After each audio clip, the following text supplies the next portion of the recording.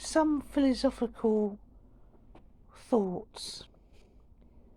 But although Bob is a lovely animal, a lovely cat, he can't make a rocket that will fly into space, or write the collected works of Shakespeare, or indeed be a serial killer.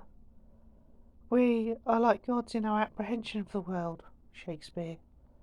Indeed, one of the functions I feel of human life is to fight entropy, establish a kind of God's order. You know, like those Zen gardens that are so restful.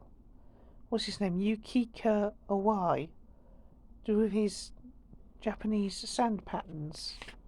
Very restful, very zen. Makes me feel so peaceful.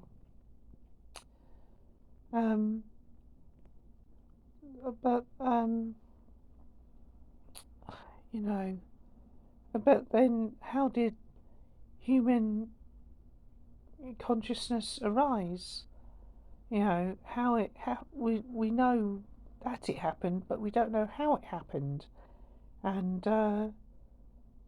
this was very profound, really, isn't it? They've got the fossil record, but it's incomplete, and they still haven't figured out how human beings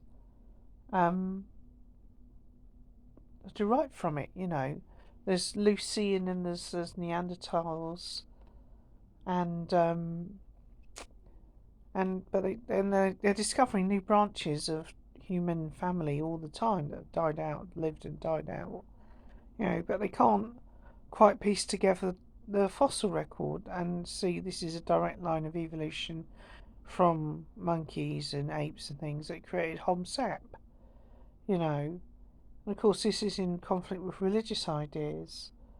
And no wonder Darwin sat on the theory of evolution until he nearly died. Because he knew it would piss off the religious authorities. I mean, if he'd come out with this theory in Tudor times, he probably would have been burnt at the stake. But the Victorians were just a little bit more liberal in their day. Well, he didn't get burnt at the stake anyway. He would have been a scientific martyr, wouldn't he?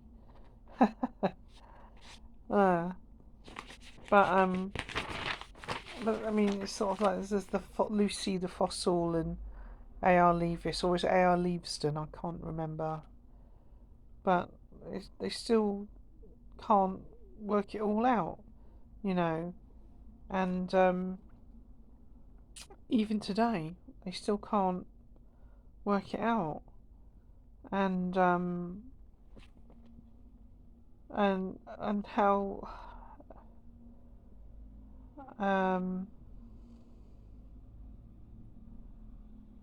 and how does human consciousness arise? You know, I mean, how does it all work? You know, how does all the brain work? And maybe the human brain is too complicated to be understood by the human brain.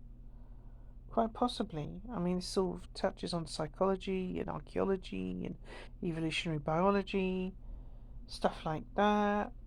Or maybe a monolith came down from the sky and accelerated ape development, you know, and it's all due down to aliens, isn't it? You know, Kubrick had it worked out in '68. It's good an explanation as any other.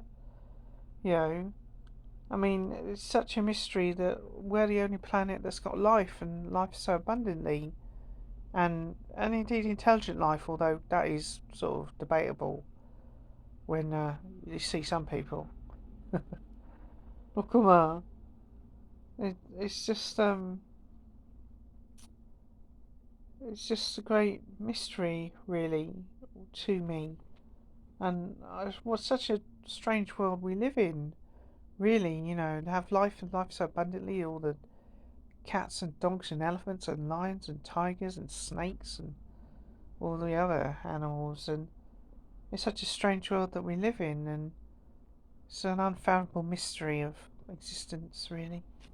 Okay, thanks. Bye.